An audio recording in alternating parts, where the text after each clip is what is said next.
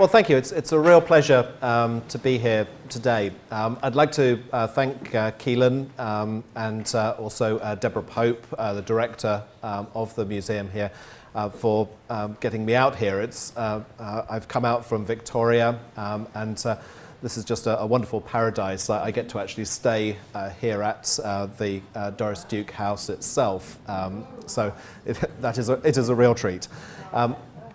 So, what I'd like to talk about today is aspects of craft production, because this is something which I've been working on a great deal, and it's something which I look at in relation to archaeology, as Keelan already mentioned, in relation to what we might call art history, objects in museum collections, and also through primary texts.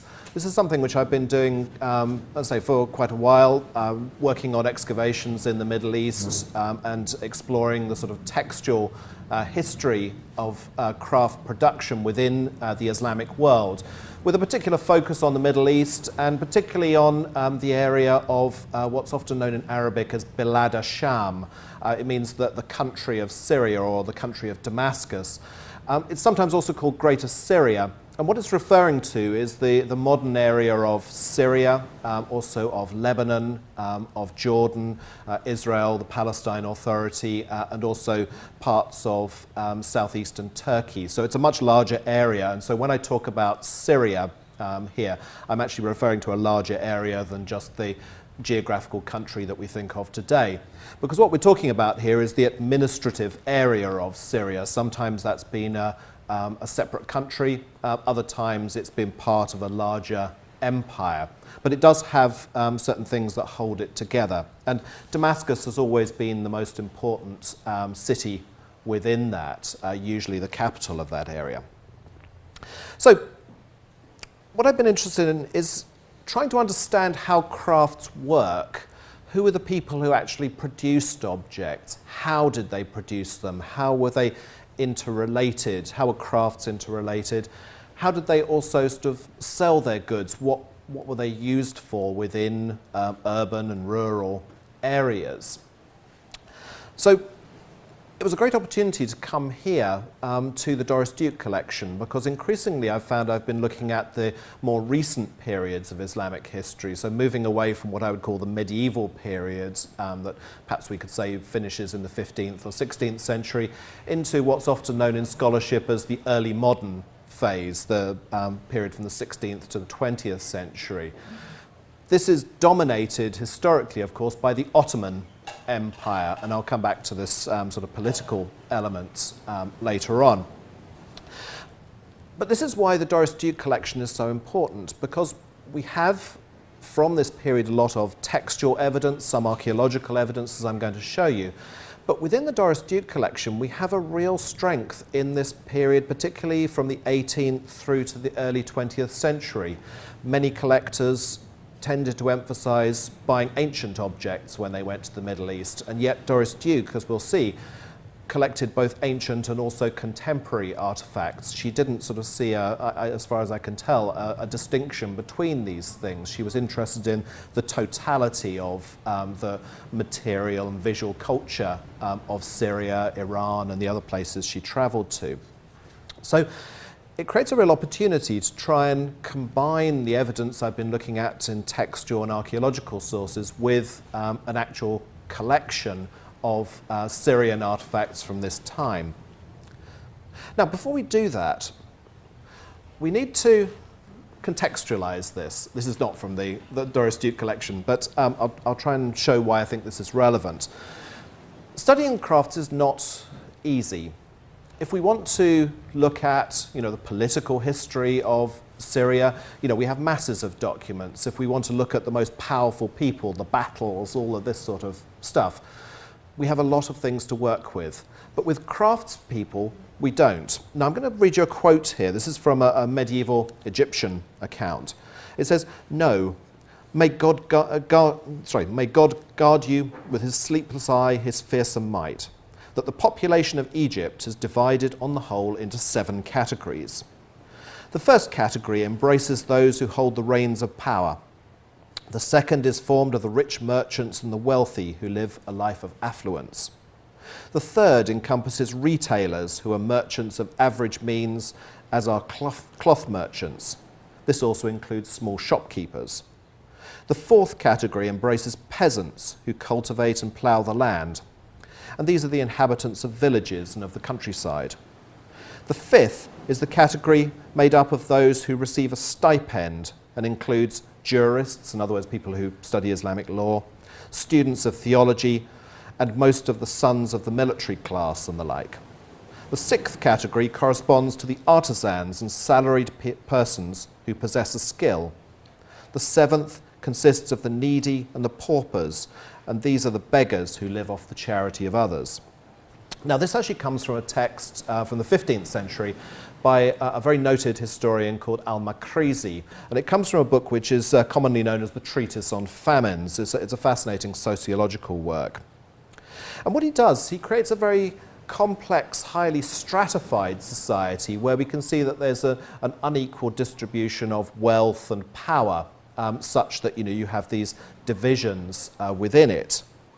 Now, what we can notice from this is the relatively low status which is given to craftspeople. Now, this might seem rather odd to us because, after all, you can walk around the Doris Duke collection. We value this material enormously.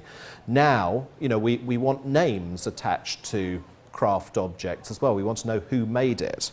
And yet, here they are sort of sandwiched between those who receive a stipend and the beggars on the street. At the very lowest, they're lower than farmers and peasants. They're considerably lower than merchants. And this is actually a very common theme within Islamic culture. Craft, and I mean that in its very broadest sense, is seen as not being an intrinsically meritorious activity, whereas if we go back to the time of the Prophet and his companions, we see that trade, tijara, is actually seen as an intrinsically meritorious thing to do because you are generating wealth for the community. So we see that craft is always put at a lower status, and this has considerable implications for us. Now, we see that in an object like this, the glorious a decorated wooden box with, as you can see, silver cladding and gilding on it. It has a very large inscription running around the outside, which gives us the name of the patron, also the person who commissioned it, and of course, as you'd expect, they come from royal court. This is an object made for the various highest people in society. It's only when you pull the clasp upwards that you see underneath, so this is invisible when you hold the box closed, is Amala, Badra, wa Tarif, the names of the people who made it. It's worth emphasizing we know nothing else about these people.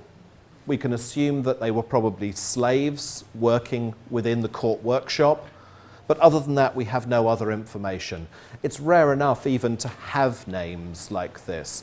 So all the way through medieval Islamic culture, we're confronted with this problem that we don't know anything about the people who actually made stuff. They're not recorded in most of the texts. We do occasionally see a little bit more information. This is a wonderful object. It's known as the Bobrinsky bucket because it was owned by a collector called Bobrinsky before it went into the Hermitage. Dating, as you can see, to 1163. We actually have a precise date on it. And this is what the inscription around the rim says. It says, ordered by Abdurrahman ibn Abdallah al-Rashidi, made by Muhammad ibn Abdawahid, worked by the Hajib, Masud ibn Ahmad, the decorator of Herat.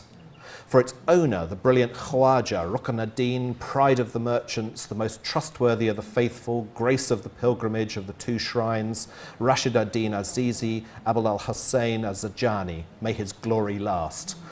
And this is typical of these sort of wonderfully overblown inscriptions. It's got all sorts of interesting things about it, though.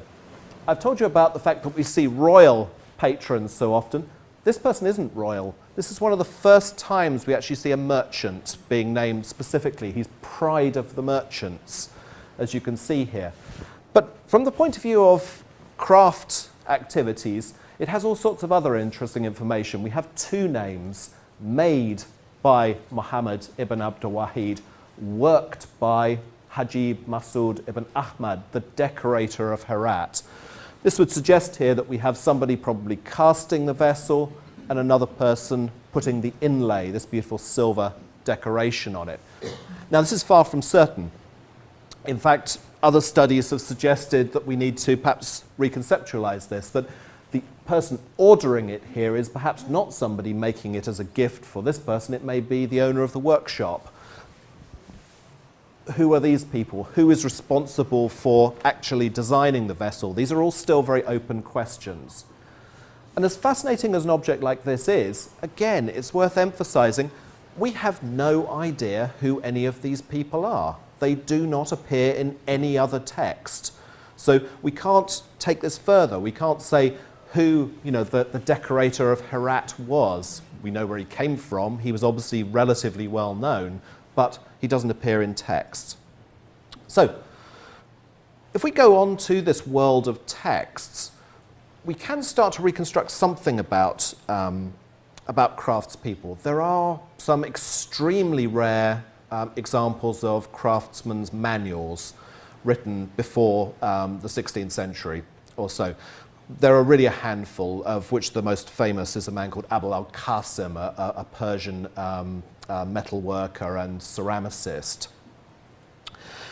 We have no biographies of craftsmen prior to the 16th century, with the exception of the scribes and the illuminators of Qurans. We have one or two of those.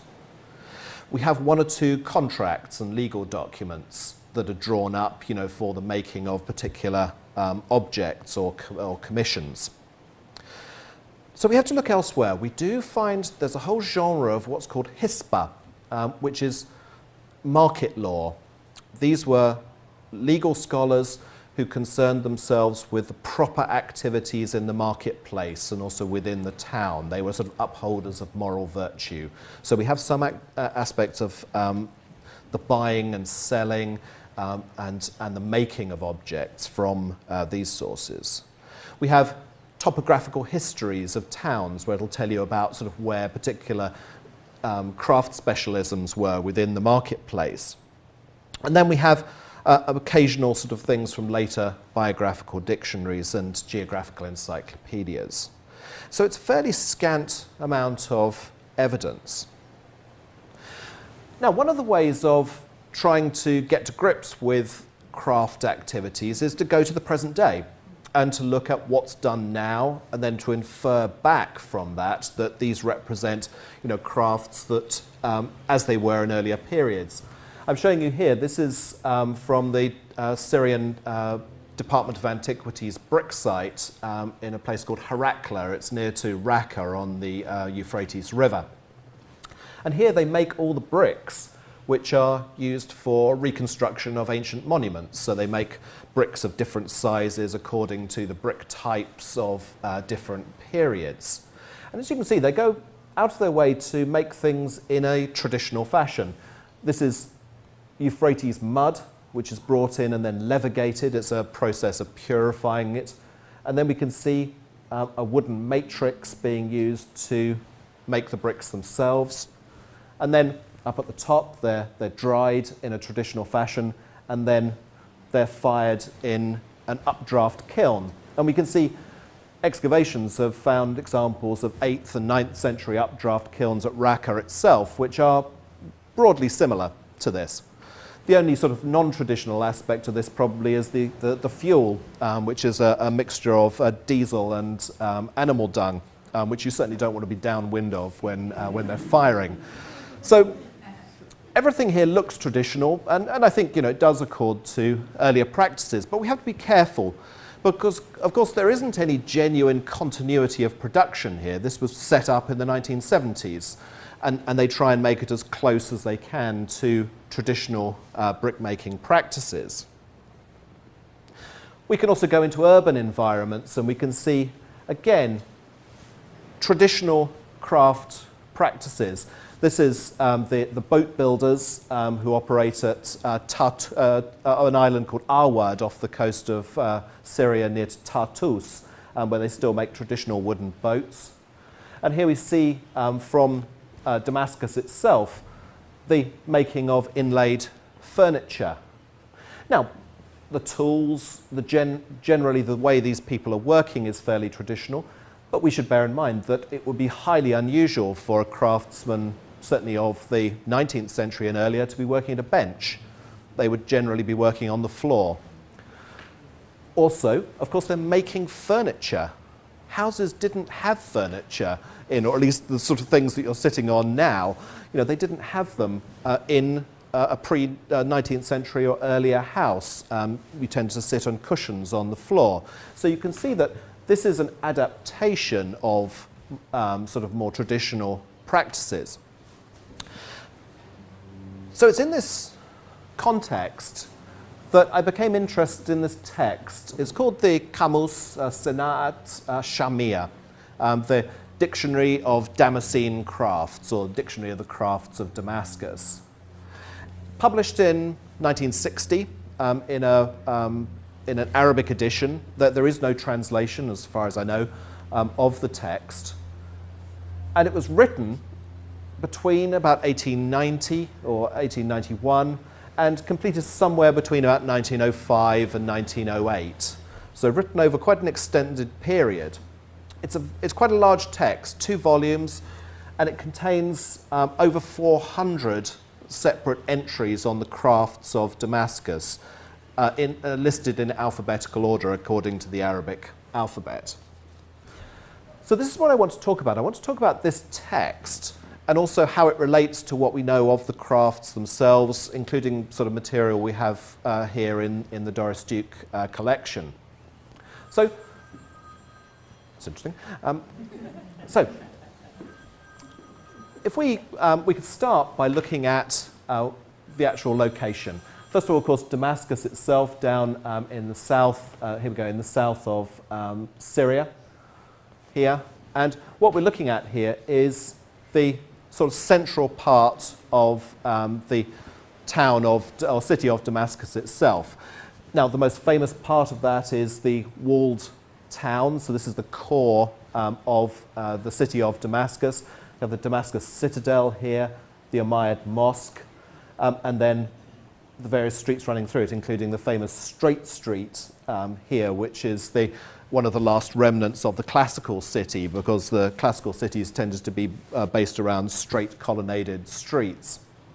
So we know that this is a very, very ancient area. We have beyond it also, I'm going to come back to this area down here, Shagor, which is south of Bab Sagir, the Little Gate, because this was a noted industrial area. There was more industry to the east of Bab Shaki, the Eastern Gate. And you can see also that the city itself was broken down into quarters according to the religious communities, so Muslim, Christian, and Jewish quarters here. But when we're looking at the 19th century, of course, the city has got much bigger. We have this area where we have the Takia Sulamaniya. This is an area associated with the Hajj, the pilgrimage down to Mecca, the congregation here before they went south. We have Suk Saruja, Salahiyya, a very important area we'll come back to. Then to the north of that, we have areas like Rukanuddin, Sharkas, and Muhajirun that I'll talk about later on, all of it bounded by the Kasyoun Hills to the north. Now, if we go in this direction, we eventually hit a sort of green area, which is known as the Ghouta. And this is a very fertile area of Damascus, famed for its orchards. So Damascus is famous, amongst other things, for its apricots, and those are largely from the Ghouta, as we can see over here. So we need to get a sense of what sort of a text this is. It's an extraordinary text in that it gives us so much information. So many crafts are listed here. But it's not an easy text to use for a variety of reasons, and I'm going to try and get to that in a moment. Craft itself is either called Hefa or Sinar. in the text. There are other words that one could use, but this is what they choose to use fairly consistently. So its huge advantage is its encyclopedic scope. There is no text, as far as I know, that could compete with this in Syria in terms of the amount of information it gives about the crafts. There are texts by people like Louis Massignon and Pierre Bazantaille from the early 20th century that give us some interesting information.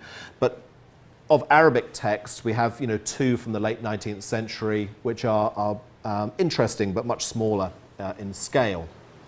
So, who made it and why? There are three authors credited for this text. The eldest is a man called Muhammad Said al-Qasimi. Now, I don't have a picture of him, but we have his son here, Jamal ad-Din Qasimi, and then this is Khalil al-Azam. Now, Khalil al-Azam, you can, from the name, the Azams were one of the most important families in Damascus. Near to the Umayyad Mosque is the Azam Palace. So he came from a very influential family within the city. It's not entirely clear quite what he sort of added to this text, and that's something which I still want to try and find out about. But we can say much more about Muhammad Said and also Jamal ad-Din Qasimi. So Muhammad Said was trained by his father in jurisprudence, which is essentially the sort of interpretation of Islamic law. He was affiliated to quite a conservative school, the Shafi'i school, and he held various posts in Damascus. He was the khatib, which is the preacher, within two very influential mosques, the Hassan and Sinaniya Mosque. He held those posts until 1900, his death. He was also very influential in the cultural life of Damascus. He was a noted poet, and he also held evening salons where there would be sort of poetic readings and discussions. His son, Jamal ad-Din, is quite an important figure today as well. He's still discussed for various reasons. He had the same sort of training, and indeed he took over the posts at the Sinaniya Mosque when his father died. He had Shafi'i training. He was also interested in Sufism, the spiritual branch of Islam, particularly the Naqshbandi order. But in the early part of the 20th century, he changes. He becomes a radical. He becomes a political and also religious radical. He starts to embrace what we call Salafism, which is the belief that one should throw away, the schools of law that I've just mentioned, and go back to the Quran and the Sunnah, which is the practice of the Prophet, as the basis of all Islamic law and practice. This particular movement is very influential today, for instance, in Egypt. So he's a major figure in Salafism, and also he becomes a major figure in Arab nationalism as well. So there's a group which is often known as the Arabists, who were looking to try and bring back a sense of Arab national virtue, national identity, particularly in the context of Syria. He was persecuted by the Ottoman authorities, and he finally dies in 1914. So you can see that there's a political dimension to some of the things that we're going to be looking at. He was very interested in new technology as well. He was actually a proponent of the idea that Syria should try and have a technological revolution. So we should perhaps see some of his interest in craft and manual labour in that context.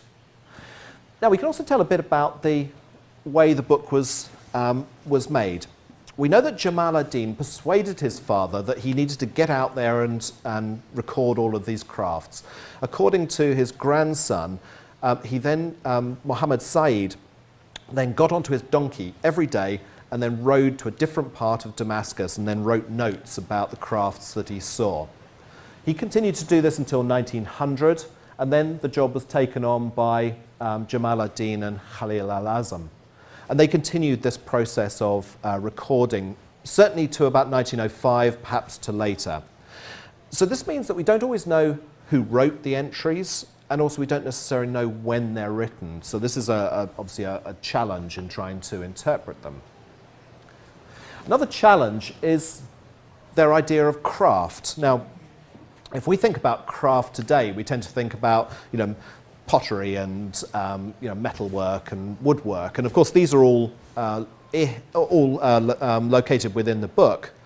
But the Arabic sense of sina or hirfa is much, much wider. It really encompasses all sorts of professional activities or specialized activities from which you could make a living. So we have cooks of all sorts, people making food, people selling things out on the streets. We also have, for instance, shadow plays. This is a beautiful 17th century shadow puppet from Egypt. But we have an entry in the dictionary on the karakuzati, the shadow puppets, shadow puppeteers. We have entries on magicians, on snake charmers, all sorts of things like this as well. So there's all manner of different things within the book, not just the actual making of things. So this represents one aspect of the challenge. Another thing is that we have to learn to read this text. It's not simply a description of craft activities as you might expect a kind of ethnographic researchers do now. These were religious men.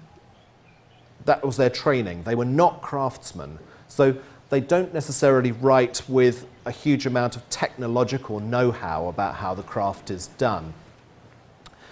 They also were very literary. So we see poetry being added in there. Whenever there was a nice bit of poetry about a particular craft, you see it sort of being added in there. And this is an example that we see of that. This is a craft called the soyufi, the maker of swords. Now, of course, if we think about the term Damascus and Damascening, this is a particular process which one does to steel. You can make decorative patterns within steel by hammering steel which has been fired with different amounts of carbon in it. Create beautiful patterns that you still see on swords and weapons today. So Damascening, Damascus, obvious correlation. Lots and lots of nice poetry about swords in the Arabic tradition as well. And so we see a very long entry all about the soyufi within the dictionary. Here we've even got some photographs taken around about the same time purporting to show the makers of swords. But did they actually see any of this? It's very notable that we don't actually get any technical information in this entry. And in fact, once you start researching it, you find that surprisingly, swords were probably never manufactured in Damascus. The link between the name Damascening and Damascus is a chimera. Quite why this is difficult to say, but we have one example of a sword that actually has an inscription saying it was made in Damascus, and that one actually isn't Damascened. They probably didn't see any sword manufacture. You could certainly buy swords in Damascus, but you bought Indian swords and you bought Persian swords, as well as European ones that they actually mention in the text. So here I think that they've been persuaded that they need to write about swords because of the history of it. And indeed, having analysed this text, I found that actually much of it came out of a 9th century text by a man called Al-Kindi called On Swords and Their Kinds. And we see them quoting this, not explicitly, and often making mistakes in the use of the Arabic. So we have to be careful, as I say, to read these as not always kind of obvious contemporary references. So let's put this into a bit of context. When I'm speaking away from the microphone, can people hear me okay? Yeah. Here we've got Syria, and we need to see this in the context of the Ottoman Empire.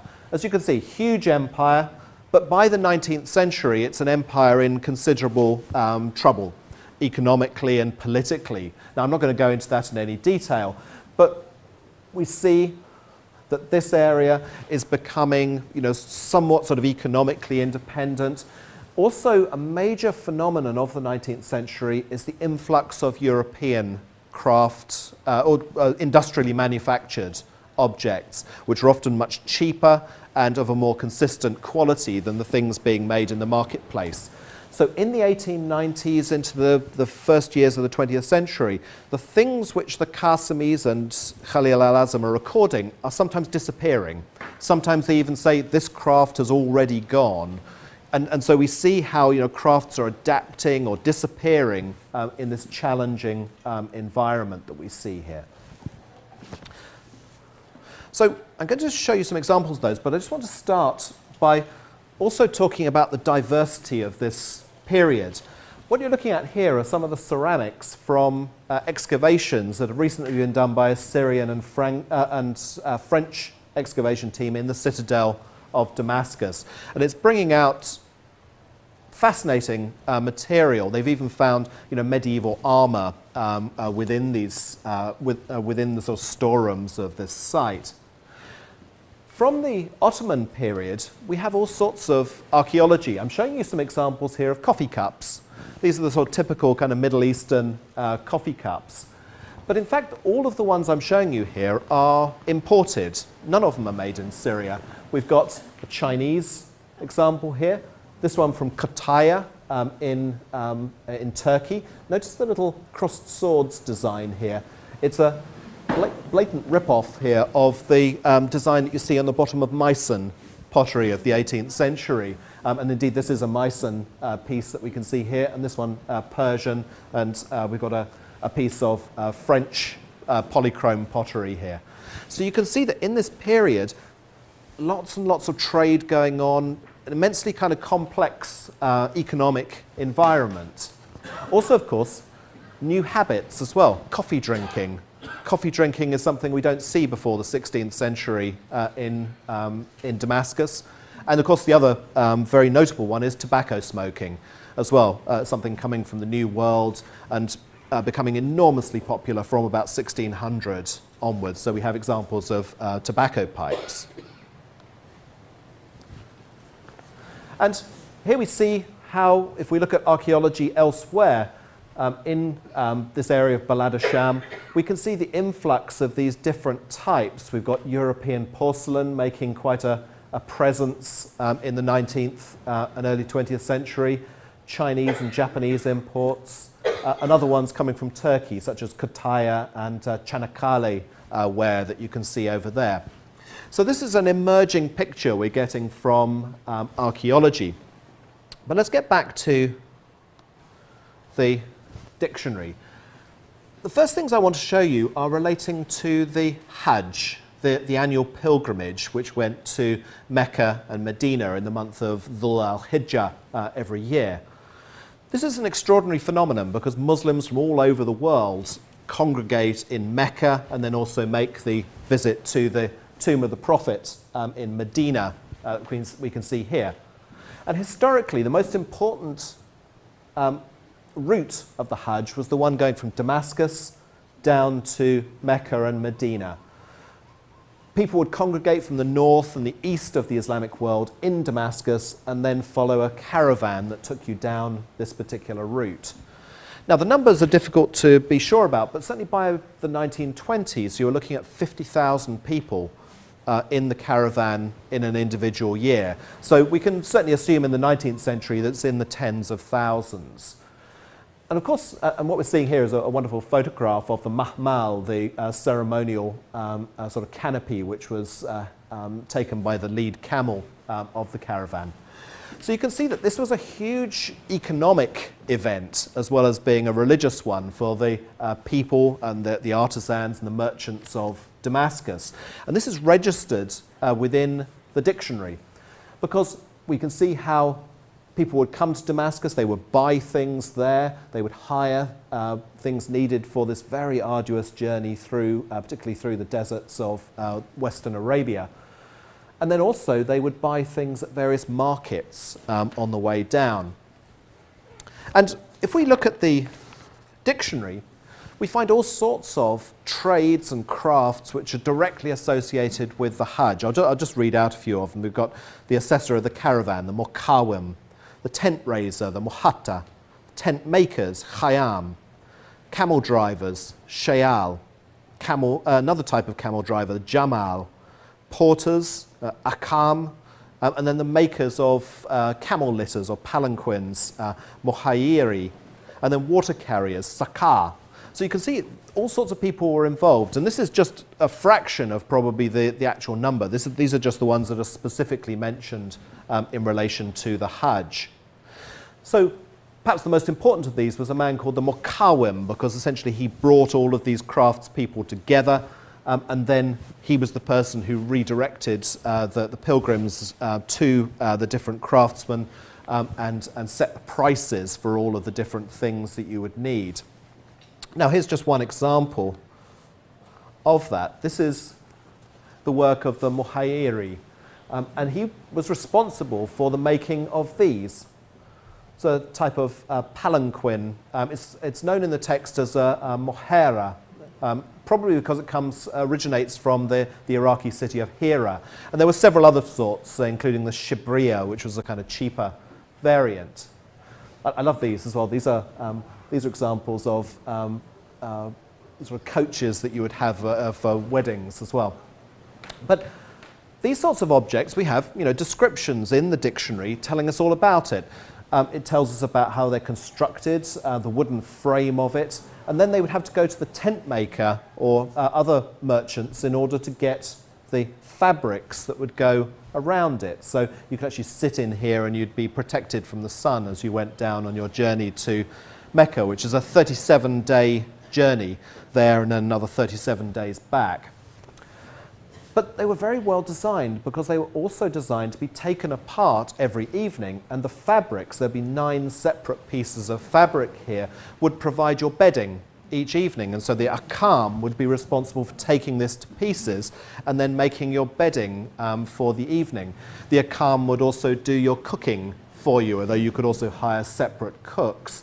So you can see that all of these people relied on this annual influx of money in order to survive. But this is where we get very interesting information. Apart from this interrelated nature of the crafts, is that the maker of these palanquins, of course, for the other 10 months of the year or so, they've got nothing to do. And so the other parts of the year, they made their living making packing cases for the very apricots I was mentioning earlier on. And those apricots were being sent to Cairo and Istanbul and elsewhere. So you see how craftspeople have to adapt themselves to the particular environment of the time. I mentioned also the tent makers, the khayyam. And this, I think, is particularly interesting because we have descriptions of the sorts of tents that they were making. The smallest was one called a kubba, which is as the name suggests, the Arabic word kubba means a dome, and so it's like a little domed building. And we have photographs of those. But it tells us also that they made more elaborate tents, for instance, for the person leading the Hajj. And there was one which is called, the Arabic term means a sort of marquee. And interestingly, we have a very similar type of tent within the Doris Duke collection here, which she bought in Syria in the 1930s. The descriptions of the khayyam, talk about the fact that it has elaborate, it says naqsh, meaning painting or drawing. I'm sorry, you probably can't see it here, but there's a wonderful sort of drawing of a camel within this piece of stitched leather here. You can see the elaborate decorations of around the poles that would hold this object up. So here we see a close correlation between the objects and the environment for which they were made. But of course we're looking at changing worlds here, and this is, I think, what makes the Kamus, this dictionary, so fascinating, is that it's made at a time of profound change within the culture and the economy of Syria. I talked about all these trades relating to the Hajj. Well, all of these disappear.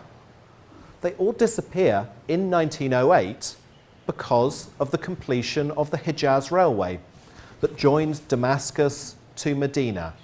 Instead of taking 37 days through the desert, you could make that same journey in 3 days on the train.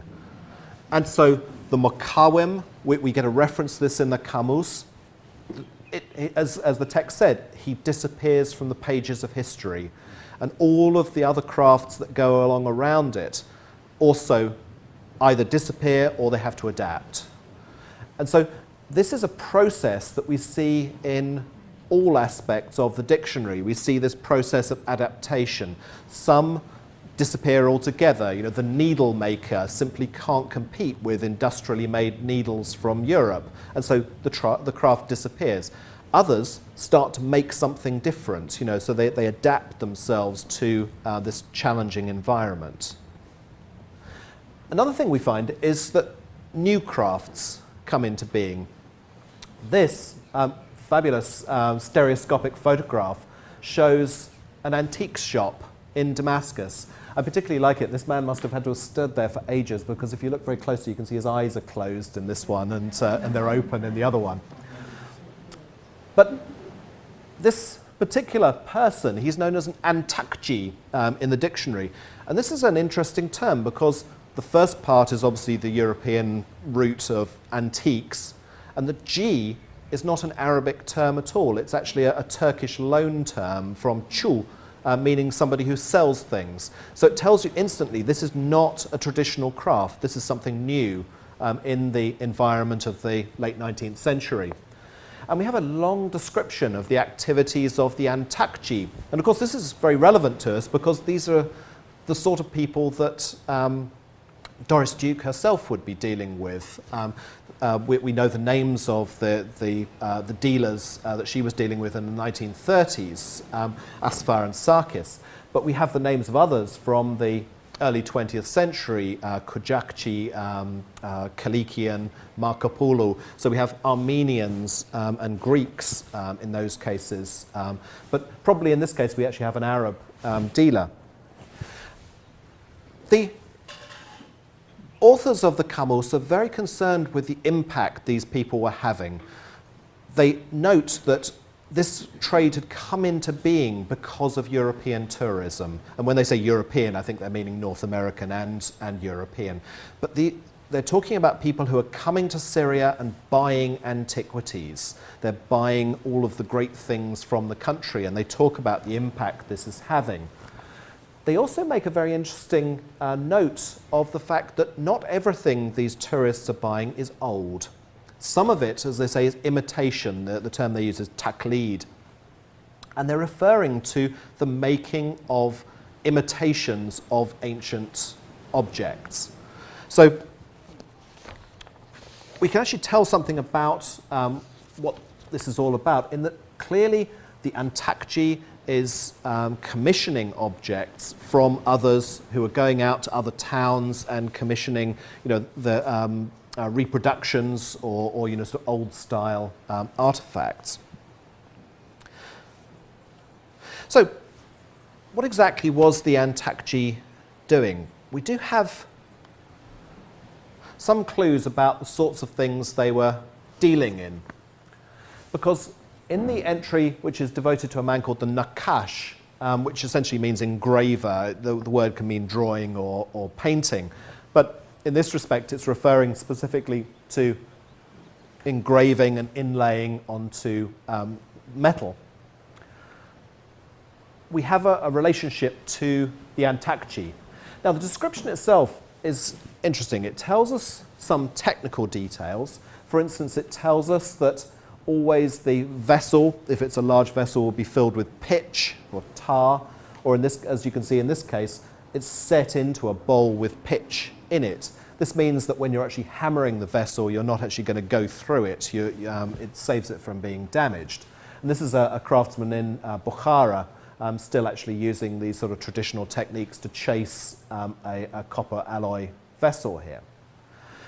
It tells us about the sort of designs that are put on there, inscriptions, images of birds and flowers and things like that.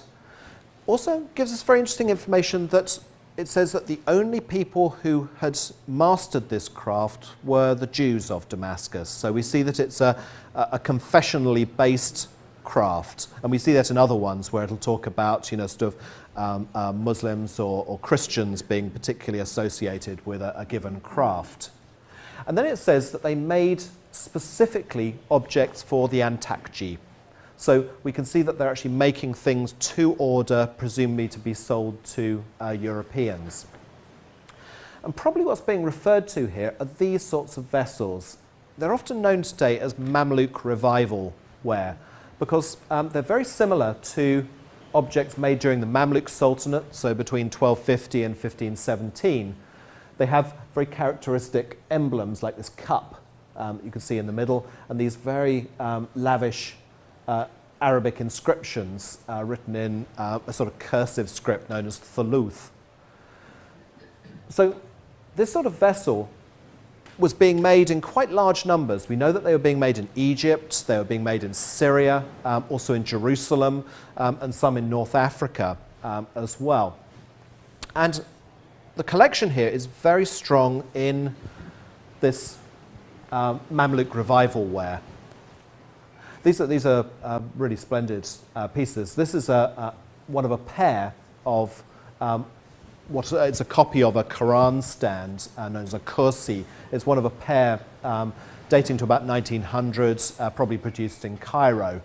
This also perhaps from Cairo, and it's a sort of washstand, and so there would have been a ewer kind of standing in the centre here from the same sort of period. So they're made in copper alloy, so usually brass, with silver inlay, sometimes also some copper inlay on it as well.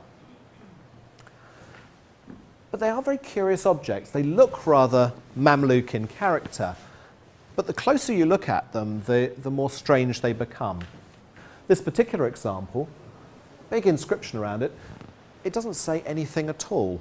And I can say that with confidence because I was looking at this recently and I couldn't work it out. And then Wheeler Thaxton, who is a very noted epigrapher, couldn't make any sense of it either. So I'm confident that it really doesn't say anything. It's just a series of kind of letter forms. Now, that's one example. In the kursi here, up at the top, and you can't really see that here, the top section, we have a beautiful inscription running around it, which is copied straight off a Mamluk original. It has all the sorts of things you'd expect: Isli, Maulana, Sultan, Al-Nasser, Malik, all these sort of titles in the name of our Lord, the Sultan, the glorious, blah, blah, blah. And it goes all the way around this inscription, all the way around the top. In one of these stands, as we go down, we find the same inscription being, not in this one, but in the other one, the same inscription being used again and again and again. All of them start Isli, Maulana, Sultan, and they're all just sort of placed into the gaps. By contrast, this one, the inscriptions, as far as I can tell, don't say anything at all. So underneath, it looks very similar, but they're all sort of just letter forms all put together. What this seems to show is the sort of craft environment in which this is done. A master is going to put the inscription at the top and lay out the basic pattern of what's going to go beneath. And then other craftsmen are then going to lay in the inscriptions. Some of them perhaps are more literate and they actually know what to put in. Other ones are simply going to put in letter forms and fill out the spaces. Why do they do this? Surely it would be just as easy to copy it all the way down. I think in some ways it may be because these are not made for Arab-speaking clientele. They were primarily made for Europeans, so perhaps they didn't worry about whether it was actually going to say anything or not. We perhaps also have interesting information about the sorts of people making it. We know that other Mamluk revival wares have Hebrew inscriptions on them as well. So we see, again, this close correlation between Jewish craftsmanship and the Mamluk revival style. So we can bring together, the Camus with the Doris Duke collection. And that's what I'm going to do just in this last phase of the talk. I'll run through these fairly quickly, but just to show, some of the craftsmanship and also the objects themselves from the collection. I've just recently been working on this entry on the Zajjaj. Now you can still go to Damascus and actually see glass working going on, glass blowing and so on. I haven't got photographs of that, but this is Hebron, another very famous area for glass manufacture. And here we have a glass lamp bought in Damascus by Doris Duke in the 1930s. Now, from the description in the Camus, we hear that it's a Shagor, this area south of the old town, which is where the glass is being made. Notably, it's next door to a cemetery. very commonly in medieval towns we see that heavy industry, metalworking, ceramics and glass, are almost always located outside of the walled town and very commonly next to the cemeteries. So this seems to be a sort of common feature. We hear them talking about making these, the way in which this is made. So they give quite a good description of how first you make frit, which is the preliminary stage of making glass, and then the secondary stage of melting it into glass. And they talk about the fact that these craftsmen are struggling because tastes have changed. All of the glass that they make has a greenish tint to it. Now this one's deliberately green, but even colourless glass has a slightly greenish tint. And they couldn't compete next to European glass. And if you were to go into a Damascene house in the late 19th, early 20th century, you would doubtless have seen stuff like this. This is stuff being made in Bohemia and in other areas of Central Eastern Europe. And in the Camus, they note specifically that it is pure and colourless. And they admire this very greatly. They call it balor. It literally means crystal. That looks like sort of rock crystal or something like that. So here again, we see that competition going on, and we see that glassmakers in Damascus have to adapt themselves to that. There are all sorts of other, we see how it has an effect on other craftsmen. Sorry, I said mokarim here, it should be mokaris.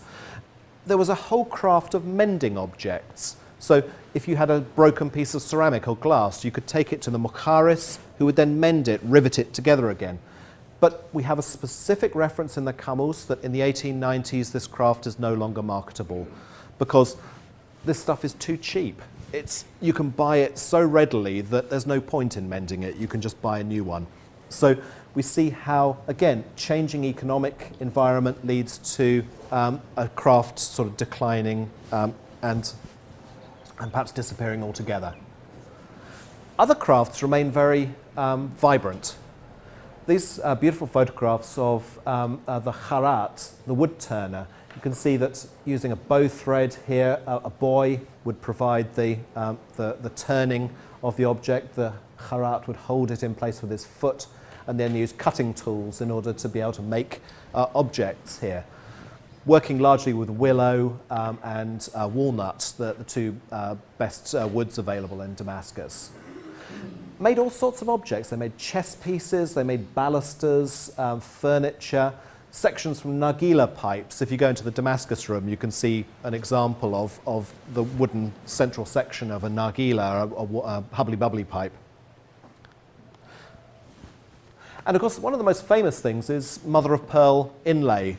Walk around the house here, you've got wonderful, wonderful examples of this sort of inlay work. And we have detailed descriptions of the crafts which were associated with that. Here we see, they don't actually mention this in the Camus, but you can see that actually is obviously involved quite a lot of child labour, at least in the late 19th, early 20th century, laying in these different pieces of mother of pearl into the metal framework. There are other crafts associated with it. Sadafji produced or sold the mother of pearl itself. We've got other craftsmen like the Olabi, made different types of boxes, and then the Kabakibi, the clog maker, who again used these same sorts of techniques, as well as the Sanadakji, who's the main one making sort of big chests. So this is the Kabakibi making these beautiful clogs, and we have a detailed description of this in the Camus. This is from the Doris Duke collection. It's extraordinary things. I mean, and indeed in the description it talks about the fact the heel on these things would be 3 kirat high, which would be about 10 centimetres or so. So they were designed for bathhouses and also for walking through muddy streets with. Strangely, this is actually, there's only one in the collection. The other one didn't make it in. I'm not quite sure about that. But here we see the Kabakibi himself. And so we have a description of the types of clogs that he was making. Also interesting where they were made. Mainly made in Muhajirun. Now this term means those who made the Hijjah, the journey from Mecca to Medina with the Prophet. But it's actually a district within Damascus as well. And so the clog themselves were known as known by the same name. It's also a Circassian area, so we see how, again, it seems to be associated with a particular, in this case, an ethnic group specialises in the making of these objects. And so Doris Duke clearly loved this sort of inlay work. Here we see her in Damascus inspecting different cabinets that she's going to buy. And so we have this wonderful collection, and I think it's particularly interesting, and this is something which I hope to look at more, is that this shows that aspect of her taste that she both wanted to get the sort of traditional type of inlay work, this from 18th, 19th century, with these cypress tree designs, which are very typical in these chests. And here's one from the 1930s. We see how craftsmen, again, were able to adapt themselves to a new environment, to make something that looks rather more kind of Art Deco in character. And so Doris Duke was buying both. She was wanting to get both the traditional and the contemporary craftsmanship. So just to sort of tie that up, collectors of this sort of time have come in for quite a lot of criticism. They've come in for criticism of sort of Orientalist attitudes, of capricious buying practices, buying antiquities, all of these things. And of course we have to place these people in their time, in their cultural context. But I think she is a particularly interesting collector in that, unlike so many, she didn't just go to these countries in order to get ancient objects. She went there to get the contemporary crafts of the time. She commissioned objects themselves. I mean, one only has to look outside of this room to see the tile mosaics that she commissioned from Iran. She also commissioned a very interesting mosaic fountain from Syria that I hope to be doing more work on as well. So I think that this is one of the things that makes this such an extraordinary collection, is her willingness, at one, to buy sort of an 18th century Damascene interior like this, but at the same time to buy a really bang up to date contemporary cabinet of the one that I've just shown you just now. So I say this is sort of very beginnings of research, is trying to sort of bring these two things together, the textual sources I've been talking about and the actual work of Doris Duke herself. So, thank you very much.